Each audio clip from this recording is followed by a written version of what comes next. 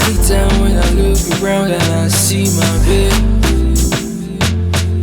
I just want to fly. MC Oluomo, is he going to survive the? He cannot survive. He will die. Begin another one with the year now. Chineke na azokwa. May God they save us. The news we won't bring now be say now by MC Oluomo. From what you don't see from that clip, the Baba don't talk say MC Oluomo no go fit make am. Plenty lie don't they circulate say MC Oluomo don't travel. But the truth be say me I never see video wey indicate say MC Oluomo don't travel. After all, MC Oluomo na very popular person, and based on the circumstances wey MC Oluomo dey today, if MC Oluomo enter Muritala Mohammed Airport to fly, many people go capture am, many people go video am, and e go dey everywhere, and we never see that kind confirmation from anywhere for now. The truth matter be say MC Oluomo, the knife wey they use stab am, Yoruba people dey call am Obe Totire, which means say na special knife for wetin, for special mission. And from history, wetin that knife dey do, as soon as they use that knife on you, that knife go put poison for your body. Na e go dey waka round that person body until that person do wetin, die. And the thing they say e dey take time, and that same poison na im they say they use for MC Oluomo. If you can remember, one popular Yoruba musician in the person of Currency currently visit MC Oluomo for hospital, but the MC Oluomo wey me and see for hospital no be that same MC Oluomo wey we know.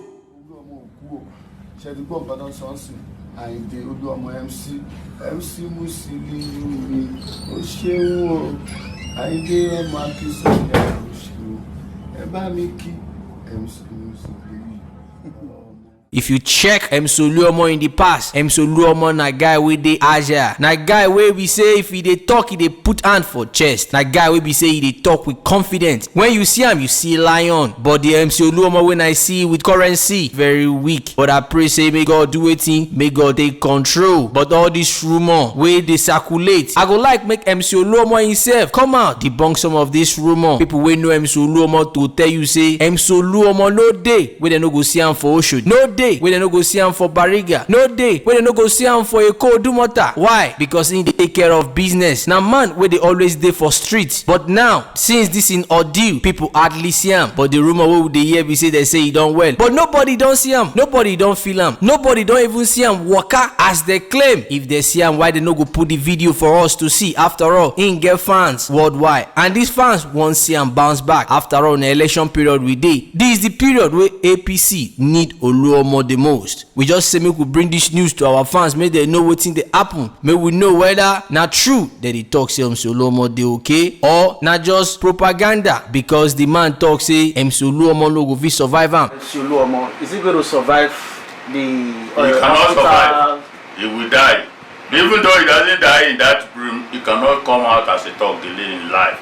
Unless the next generation will become a reverend father. Make you no forget say Baba no be God, na God na he get the final say. Do you really think say make MC Oluomo dey worried over this prophecy wey they give, or make you do wetin make him forget am? Abeg I go like make you drop comment about this. If you dey hear me for the first time, I remain your brother, your friend, your personal person, Uncle P. If you never like, make you like. If you never subscribe, make you subscribe. We go dey bring matter as matter dey do wetin, as matter dey unfold. Every time when I look around and I see my babe,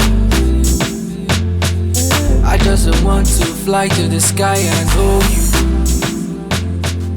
I just to show you love and affection, baby.